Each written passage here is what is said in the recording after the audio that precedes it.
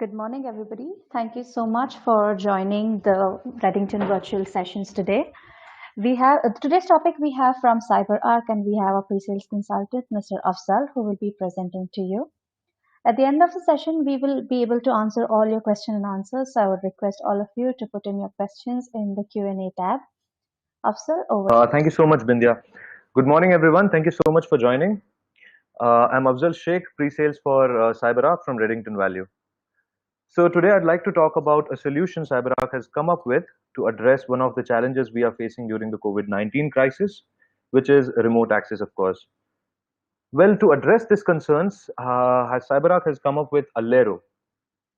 So to begin with, I'd like to give you a brief introduction, or you could say an overview of the company CyberArk.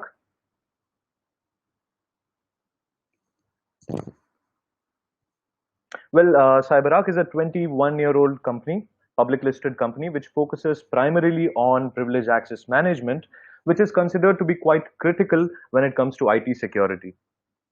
So it offers protection to the data, infrastructure, assets in cloud, or it could also be on premises. More than 50% of Fortune 500 companies trust CyberArk to protect against most of the external attackers and also the insider threats.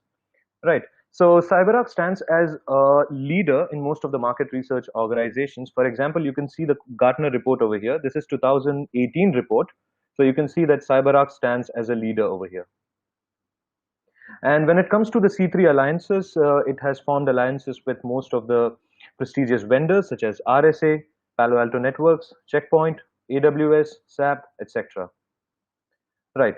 So well, PaaS knowledge is a prerequisite to taking up ALERO, but for those who are unaware of PaaS, let me give you a brief introduction on what a PaaS is expected to be doing. Well, PaaS is a solution which continuously discovers and manage privileged accounts and credentials. Additionally, it can record, monitor, and log all transactions which you have done, or else you could say that all the activities which you perform during a session, it can log all of them, so that you can perform your internal audit at any point of time. Right?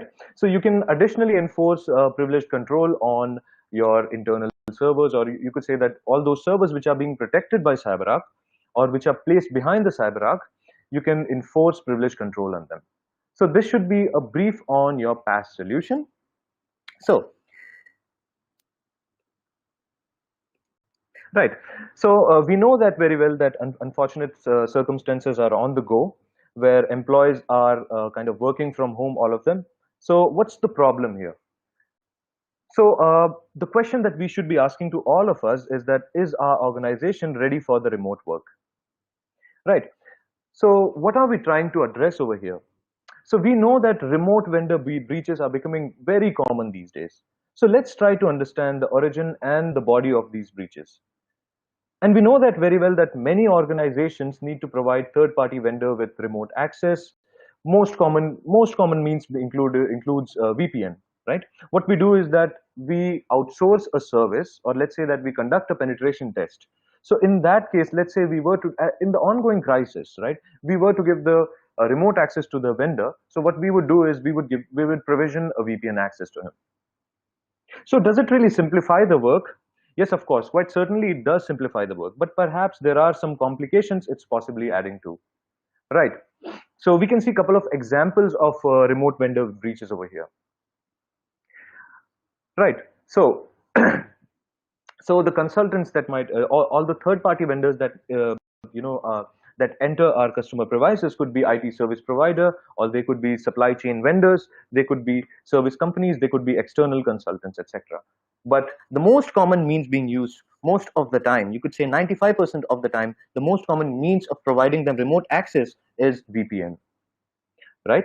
So common risks that are associated with providing third-party vendors access is, number one, you could say that VPNs can allow access to people who no longer work. For example, that today you were to give, let's say that today you were to give VPN access to certain vendor for a certain period of time. If vendors are not diligent about notifying the customer post the job execution, and if his credentials are stolen, there could be a possible strong hack. So the concern here is the diligency over here, right? And You could say that VPNs don't really allow you the granular access. For example, in most of the organization, and especially in most of the enterprises, what happens is that still we stick to the traditional methods of VPN. VPN has for sure, it has developed over time, and then it has become improved. It has improved over time. But then the problem is in most of the traditional organizations, or you could say that in most of the organizations such as ISP, where traditional products are still being used, they still go for secure remote. So what is secure remote? Secure remote is just that, the moment you connect to the VPN, you have the entire access. There is no policy control over here. But as I mentioned a while back, VPNs have for sure emerged slowly. They are getting better with stronger encryption suites, with stronger packet flows, with stronger security. But then in the end, the problem is VPNs don't really allow the granular control. Quite often, vendors are given more permissions than what they actually need. For sure, it can be misused, right? And then when you're connecting via the VPN, there is a lack of audit which is being felt, right? And when there is a lack of audit being felt, you cannot troubleshoot it properly. You cannot keep a track of what exactly was being during the VPN sessions. That area is still kind of bleak. So there is a considerable increase in the compliance risks. We don't really doubt that remote employee access is also on the risk. In a situation such as for now, we are adding more risk unintentionally by allowing them the VPN access, right? So as we see over here, vendors at this time can access remote resources through VPN. It could be IPsec VPN, it could be SSL VPN, anything which is accessible via a remote client, right? What they do is they connect to the VPN and then they access their concerned servers. But let's consider a situation that employee is using, let's say that there is no posture policy written in his endpoint because he is not a part of the organization. So certainly, writing a posture policy doesn't really make sense unless you can frame, for sure, you can frame basic posture policies such as antivirus should be there, and then it should be, of so-and-so version. But then most of the posture policies you cannot really apply to the end vendor because he is not a part of your domain for sure, right? So he's connecting via the VPN. Let's say that today he's using a personal laptop, and maybe a day before that he was trying to download something which had a malicious content inside it. And let's assume that his machine got compromised. So in that case, the most common thing, as a part of attack chain, what hackers would possibly do is that they'll take a memory dump. And the reason why they take a memory dump is to get a hold of all the passwords which are being stored inside, right? So let's say that he had kept his passwords inside his memory, or even if it is not kept inside memory, it's not really difficult these days to perform social engineering on personal laptops because you are not protected by any source of advanced threat protection or anything like that, right? So let's say that his machine was compromised. In that case, it's a clear-cut indication that he has access to your credentials. And let's say that he has access to your credentials, for sure, he can masquerade your identity and then have access to the internal resources. And in the end, he can have his malicious intentions being fulfilled. So what do we do? What can we possibly do in such situations? So the problem is that today's solutions, that includes most of the VPN solutions these days, they focus mostly on the network access. But the ideal solution is zero trust access. As in network access, basically, the solutions which focus on network access just focus on flexibility part of it, as in they intend to provide you the access and they eventually do so. But then the ideal solution is a solution which shouldn't possibly just be focusing on the flexibility. They should also be focusing on the security that they are coming up with, right? For example, access through VPN agents, right? So access through VPNs is for sure flexible enough. It can get your job done, but the problem is VPNs can be compromised. And we are still relying on passwords. So that adds up to another layer of risk. And if you're installing an agent, you don't really want an agent to be sitting inside your system, eating away your RAM, eating away your memory. That's something which is not desirable. So you could say the most idealistic solution in this case would be zero trust access, as in don't just trust the external attackers, also please do not trust your insider threats. So we don't really need a VPN. We don't really require agents in this case. All right. So, and passwords. Passwords is a very big problem. It is being used since a couple of decades right now. And then you know that passwords can be brute force. You can perform birthday attack. You can perform a bash attack. You can perform a dictionary level attack. You have a lot of attacks out there. And then there are a lot of automated tools available these days to just get into your system if you are using a password. So we don't really want to rely on a password. So what should be the idealistic solution in this case? The idealistic solution should be that let us tie an authentication mechanism to the identity of your body. Why not? Why not biometric authentication, right? So, and we know that VPNs are not really very easy to provision, as in you need to write a couple of policies, then you need to check if policy is functional or not, and then you need to provision an agent with a couple of configurational steps on it. You need to invest your time and effort in publishing the guidelines. So there is a lot of overhead involved over here. So the idealistic solution would be just-in-time self-provisioning, process over here. Right. So, and this whole thing can be very challenging. So we need a solution which can be SaaS and and at the same time can be secure, as in you are not storing anything on your SaaS. You could store your public information, but then private information and interception should be strictly prohibited. Right. So what is the solution to all the problems that we mentioned a while back? The solution that CyberArk has come up with is ALERO. Right? The common use case of ALERO would be applicable to both employees as well as third-party vendors. And you could say that anybody who's walking inside your organization, who is not a part of your organization, right? Or he could also be a part of organization, because we are talking about zero trust over here, as in we are not trusting anybody, be it a third-party employee, be it your own internal employee, or it could be your consultants who are walking in to perform a proof of concept or something. We are not desiring to trust anybody. So that's the zero trust framework over here, right? So common use case would be applicable to both employees, third-party vendors, etc., because we are dealing with the zero trust solution. So it's meant for anyone who is going to access your critical systems which are placed behind CyberArk, right? Henceforth, we could say that we need a solution which can provide us zero trust access. And we just spoke about zero trust access. Zero trust is basically a framework which ensures that you're not only adding a security to fight against the external attackers, but you're also fighting against the threats which could originate from your internal network as well. It could be a disgruntled employee, it could be anybody who has malicious intentions, it could be a masquerade as well. So we are not intending to trust anybody over here. That's the crux here. Well, we need a strong biometric authentication. Why do we need a biometric authentication in this case? Because we know that we have these security advisories coming up every now and then from MITRE framework. We have the security advisors coming up from Security Focus or Checkpoint Research, right? Which state the importance and criticality of having to bound your physical identity, or such as your fingerprint, such as your iris scan, with that of your authentication mechanism.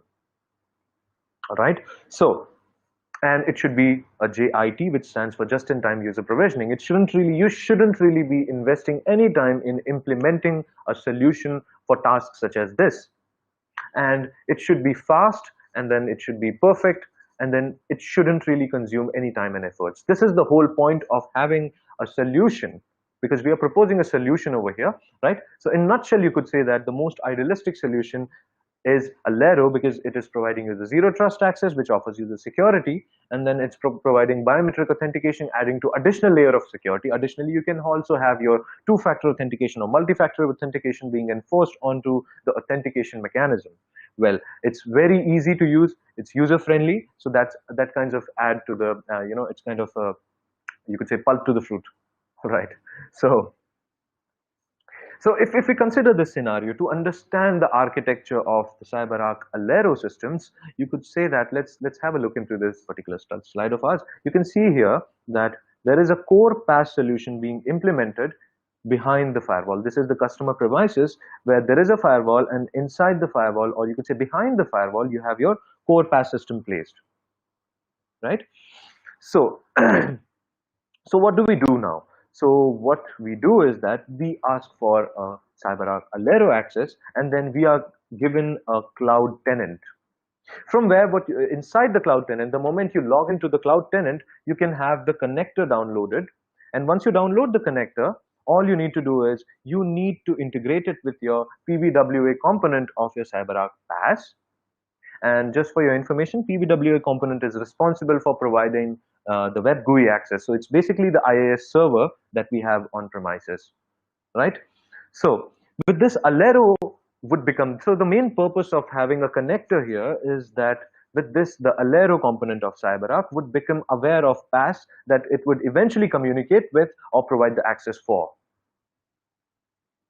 All right. So what now? Now that you have formed an integration between ALERO and the CyberArk PVWA component through the ALERO connector, right? So what you could possibly do is that you can being an ALERO administrator, you can add users to the platform and send them an email invite. So you're going to receive an email invite saying that, hey, you have been invited to enroll yourself onto the CyberArk ALERO, right? So all you need to do is, and yes, the end user is going to receive a barcode, and that barcode is going to have all necessary information about the end user, which administrator might have put in at the time of provisioning the user. So all user needs to do is he can go to his place. He needs to have a smartphone. All right. So all he has to do is he can just download the CyberArk ALERO application from either Play Store or your iOS store. As of now, the ALERO application is being supported for both Android as well as iOS. So all he needs to do is he needs to just download that application, and that CyberArk ALERO application comes with a barcode scanner, right? And using the barcode scanner, all you need to do is just scan the barcode which is present over there, and then automatically it's going to fetch out all the necessary information, and you'll be asked to prove your identity, and you do so, then you're good to go. That's all. You are successfully enrolled. So each time when you were to access your end resources, your traffic would pass through CyberArk ALERO, and then each time again, you'll have to make sure that you're scanning the barcode to prove your identity. Or it could be your biometric authentication. You can also use the Face ID as well, right? It looks something like this. And once you do so, you would send request to CyberArk ALERO, and CyberArk ALERO is talking to the CyberArk PaaS solution continuously through the ALERO connector, which is being placed on the premises. So you are not really offloading any traffic to CyberArk ALERO, right? You are talking to CyberArk ALERO, and connector talks to CyberArk ALERO. So there is this indirect communication channel which is being formed, right? So then finally you can have the access to your resources because of the indirect communication channel which is being formed, right? So in order for users to have access to resources, they need to set up HTML5 gateway over here, right? This HTML5 gateway can be attached to the PVWA component of CyberArk PaaS solution, right? So the whole crux here is that we don't really want to open any kind of a port on the firewall itself. This is the whole point, because we are talking about zero trust framework over here. We are talking about solution being idealistic. So we want to make sure that we are not really we are not leaving any gaps and risks behind. So, right? So in nutshell, we are not opening any ports. And since we are not opening any ports, we would need HTML5 gateway over there to access end servers by jumping to the PSM server and all activities through the browser. And it's a very seamless sign-on, and then it's totally friendly to use, right? So all you need to do is just select your resources, and then you click on connect. And once you do so, you have access to you get a browser window being popped up, and then you have access to the end resources, right? And again, the most important point here to be noted here is that all the sessions, be it RDP, be it SSH, or any connector, be it any kind of a session that you're trying to establish, they'll be accessible over TLS. All right. And when you're accessing over to your TLS, you have your right security in place, right? And then the possibility of getting hacks is very less. And then since there is SSL handshake going on, right? So you are using the most secure encryption suites. So also a recommendation here would be that use a secure browser such as Chrome or Mozilla, right? So moving forward. So the onboarding process is quite simple, and we just spoke about it a while back. So all you need to do is at the time of onboarding, you need to download this application called as CyberArk ALERO, which is present inside your Play Store and your iOS store as well, both of them, right? So what you need to do is you can either have your Face ID associated with it, or you could optionally have your fingerprint associated with it. And I need to make a point over here that for those who are not really using a smartphone, you can use multi-factor authentication such as your SMS or email gateway. So in that case, you might have to integrate your SMS or email gateway with that of your CyberArk PaaS solution. All right. So what you need to do is, and when you register via your Face ID, the next step would be entering your phone number. The reason why you need to enter the phone number is just to make sure that if you are the right person who is accessing it, because your administrator might have, at the time of him provisioning you, he might have put in your phone number at that point of time. So it's just a verification method to make sure if you are the right person who are accessing or enrolling. All right. The first method was barcode scanning, and the second method is your phone number that you're associating here. Then what happens is you receive a code, and all you need to do is you need to just put in that code. And once you put in that code, it's going to automatically fetch in your information such as your first name, your last name. And then optionally you can add your photo. Okay. Then finally, you can set up your ALERO pin code. So the purpose of ALERO pin code is that, for example, today I downloaded ALERO application in my mobile phone, and then let's say that tomorrow something happens to the phone, maybe the phone gets lost, or maybe it's broken or something like that, or you have simply uninstalled the application. All right. So in that case, if you want to install it again, even in same piece of hardware, or it could also be some other phone, in that case, you can just download the same application, CyberArk ALERO, from the Play Store, and all you need to do is you don't really have to re-enroll and go through the procedure again. You can just put in your PIN code and this should do the job. It will fetch in all the information which is required and you should be good to go. All right. So now we just spoke about the flexibility that it has to offer. It's going to be seamless. It's going to be very fast. There is no infrastructural investments involved over here, right? So what are we adding here? So there are no agents involved here. So you're not really going to increase or add up to the load of your CPU, right? So you're curbing down on the load which is being added up.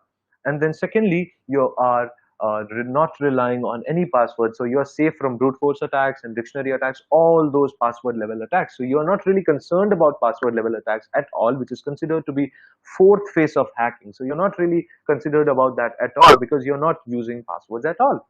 So all you're doing is you're using biometric authentication. So you're binding your identity to your physical identity, you could say. All right. So you're not using any agents, you're not using any passwords, right? And it's an end-to-end encryption. As I mentioned a while back, you're not really offloading or performing any kind of interception at the CyberArk ALERO component. What CyberArk ALERO component is doing is, you could assume that CyberArk ALERO might be running on some server, right? And of course, there has to be a couple of load balancers behind, in front of it. So you are forwarding the SSL traffic. You're not really offloading or intercepting the traffic. All right. So it's totally end-to-end encryption. There is no concept of end-to-intermediate over here. Your traffic gets encrypted over here, and then it can directly get decrypted over here. All right. So it's a just-in-time access, very quick provisioning. You don't have to invest time to implement the solution. It's self-provisionable, very easy to use, and within minutes you can just get started with it, right? So the whole service is protected by CyberArk itself. That's again important point to be noted. So you don't really have to invest adding security to the new component which you have implemented, because that's been taken care by CyberArk. All right. So most of the concerns that we come across is the privacy, right? So what kind of information is being stored on the cloud itself? So the kind of information which is being stored on the cloud would include the publicly available information, or you could say the information that is not considered as an exploit to the privacy of an individual. So you could say the name, your first name, your last name, your phone number, and your face. And this is optional. It's totally up to you. If you would want to have it published, you can. Otherwise, you could just leave it aside. So you could say that only the public details would be stored on the cloud itself. That's pretty much it. You're not going to store any information. The moment a traffic is being generated from your end machine, it's going to directly be terminated onto here, right? So if you're just worrying about the packet flow over here, it's going to be simple. All the information, or you could say all the traffic, is going to be present over here, and then CyberArk ALERO, which is continuously talking to the connector. So the most of the time, ALERO is the one which is sending the heartbeats packets. So it's going to say that, hey, have I received anything? Then it might say that yes, you have. So since the communication is being initiated by ALERO connector all the time, and SSL being TCP in nature, so it's bidirectional. So you don't really have to open up any ports over here. All right. So the key features that we just saw a while back is zero trust access for remote employees and vendors. As in, you're not installing any VPN agents, you're not installing any third-party agents, you're not using any passwords, nothing. It's simple. You're ensuring the zero trust access, which also kind of adds up to the posture policy, right? So you're using biometric authentication over here. You're not really using any passwords here. So this is a part which which is of a greater concern, right? Because you are totally eliminating the necessity of the password. It's a seamless just-in-time provisioning, as in it's quick, it's fast. You don't really have to invest your time and efforts in deploying a particular solution. It's going to be self-provisionable. Every user can enroll it by themselves, and it's going to be seamless in nature.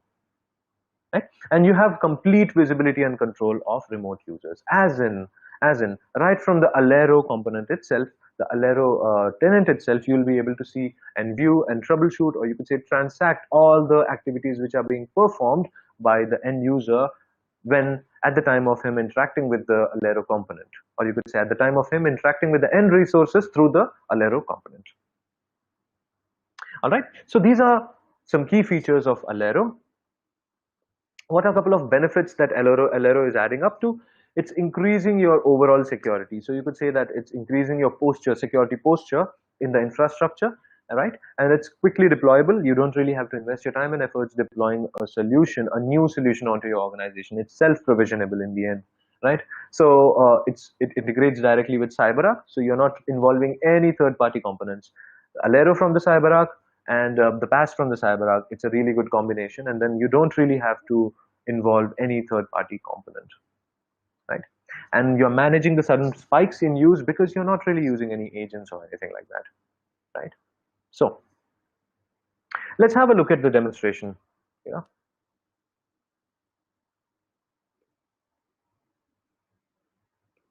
So this is a demo console that I have. So So yes, by the way, just as an additional information, this demo is accessible from the website itself. So by the end of the session, I'm going to send you the link to the demo portal. So you can also practice a little bit of a demo so that you get a idea on how exactly you can use the ALERO component and if you find it comfortable enough, right? So let's start the demo. So this is the administrator's PC. So we are viewing the screen in terms of this administrator itself as of now. So all he has to do is he can open up his browser, and he will receive at the time of your organization subscribing to the ALERO service, you would receive a ALERO tenant ID or tenant URL, and all you need to do is just open up that URL, and you would be presented with the barcode over here, right? And all you need to do is download ALERO application, and you can just scan this barcode, right? And once you scan the barcode, it will allow you access. So what kind of information is being stored inside the barcode? It will be your administrator details. So in our case, it's mike@cyberark.alero. So this was the information you might have submitted at the time of procuring the solution, right? So that information will be encoded inside the barcode, and all you need to do is just scan that barcode over there by providing right information on your barcode on your CyberArk ALERO mobile application as well. And once you do so, you will be having access to the portal, and your portal is going to be having three main tabs over here. One will be for the sites. So sites is a place where you'll be placing, let's say that you have your CyberArk solution being deployed across 15 sites. So you can segregate it and make your job easy by creating 15 different sites over here, right? So it's just for your comfort, right? It's just for the user experience and your comfort to manage or scale the solution appropriately, right? And then you'll be able to view the activities in the activities section over here at the time of you viewing the transactions and audit activities. All right. So this is an indication as in who exactly has logged in sites. This is self-understood. And now this is the connector, right, which you need to download and have it integrated with your CyberArk PaaS solution. So you can download this connector from here. So a point here to be noted is that how does the, so most of the time when we take up the webinars or the training, we come across a question that, hey, how does the CyberArk PaaS component know that which tenant should he be connecting to? So your connector component, or you could say that the connector which you would be installing, right? So that connector is going to be having information such as your tenant unique ID. So there is a unique identifier that is associated with each and every tenant that CyberArk has to offer. So when you download a connector from the CyberArk ALERO component, that belongs to that particular ALERO component, as in it's unique in nature. All right. So moving forward, you can add the users here. So you can see there are a couple of users over here, and then of course you can, the first thing that you can see here is that there are various profiles available. For example, there is a tenant administrator, and then there are a couple of business users over here. So you have a flexibility to allocate the right permissions as well. So you need to choose what permission has to be given to employees and users. And for your comfort and for your easy understanding, you have two tabs over here. One is for the users, which is generally, or you could say supposedly, it's supposed to be for your end users, or you could say your employees. And for vendors and walk-in consultants, you can go for the vendors tab, which is over here. So let's assume a situation where, let's say, you were to give access to a remote vendor.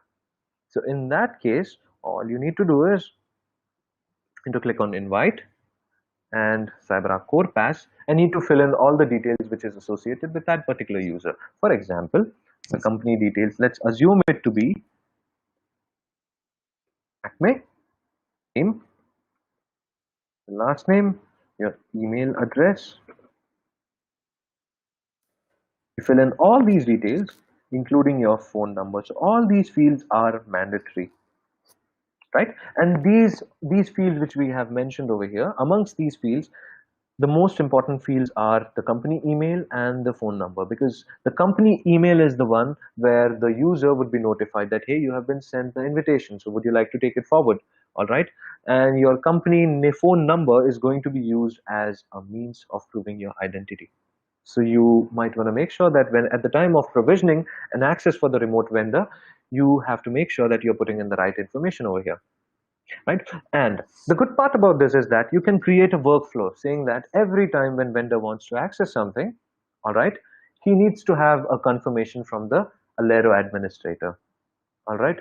So you can invoke that workflow by clicking on this particular option that we see over here, as in the requires admin confirmation, or else you can go for automatic confirmation in certain special cases as well. But the recommended practice would be to always go for a require admin confirmation, because you're creating a workflow over here so that the whole process becomes a little more interactive. All right. So then you can provision the access for certain period of time, as in you can choose the period, the time slot, as in this will be valid. As we mentioned a while back at the time of talking about risks, I had mentioned that most of the time when vendors are allocated some job and they're not very diligent about notifying the customer, and let's say the job has been executed and they're not really very diligent about informing the end customer. So in that case, it could lead to a possible breach. So what you should be possibly doing is that automate the excuse me, automate the whole process by allocating a time slot to it. All right. So all you need to do is send the invite. Now John Smith, he receives an email, and this whole tab is in the perception of the John Smith. So all he has to do is click on inbox, and he should have received the email. All right. and he clicks on verify email, and a barcode pops up. All right. So all he has to do is he has to download that application from CyberArk, sorry, from your App Store, or it could be from your Play Store, depending on the kind of operating system that you have that you're using on your mobile phone. All right. And let's say that you're not really using a smartphone. In that case, it would follow a different authentication mechanism. All right. So you take up the ALERO and then you put in your Face ID. All right. And you enter your phone number. Is for verification purpose. So what it's going to do is it's going to, the moment you enter your phone number, what it will do is based on the barcode information, which is encoding all necessary information which administrator must have put in at the time of provisioning you, it's going to see that, hey, is this information matching or not? And let's say had there been some kind of a match being found, it's going to send you a code that, hey, this is the code which you can use. All right. So I'm going to enter the code.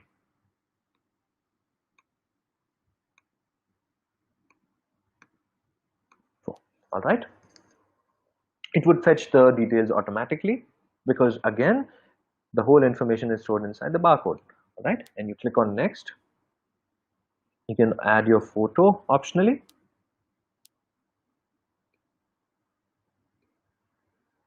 And now you can allocate a ALERO pin code. So I'll have to mention it here again over here that let's say that you had uninstalled your ALERO application for so and so reason. So, and if you were to install it in a different phone altogether, it could be same phone as well. It's totally up to you, right? So you can use the same pin code and you can avoid walking through the procedure over and again. All right.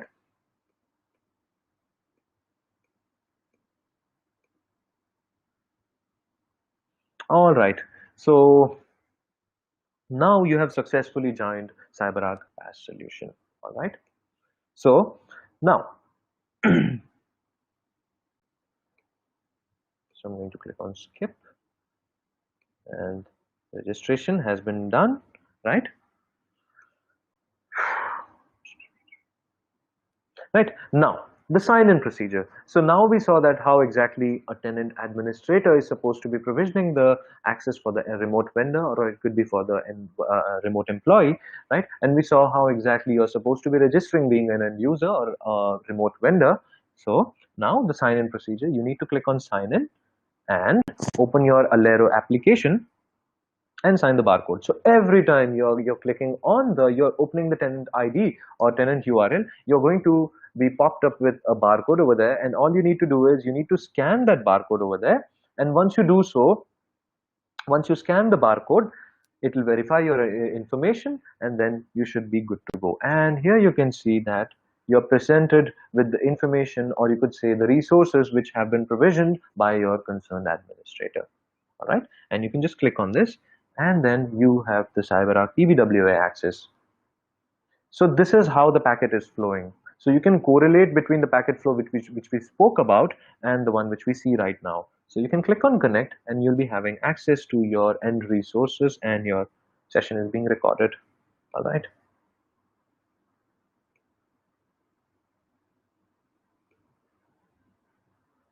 So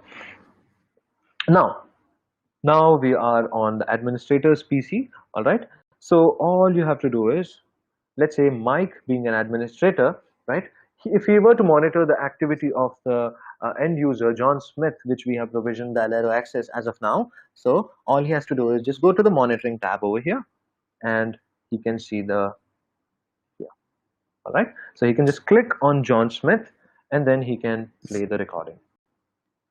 And once he plays the recording, he can see that there is a risk score associated with so and so. So here you can directly jump on to NetBliss or whatsoever, the commands which he had executed, right? And that's how the whole process works. So this was a little bit of a demo that we saw just now. All right. So that's pretty much it from my side. So any questions so far? Sorry everyone, I am having connectivity issues. In case you have any queries, you all can write back to us. Thank you so much for your time, and thanks for joining the session. Thank you, Afzal, for the session.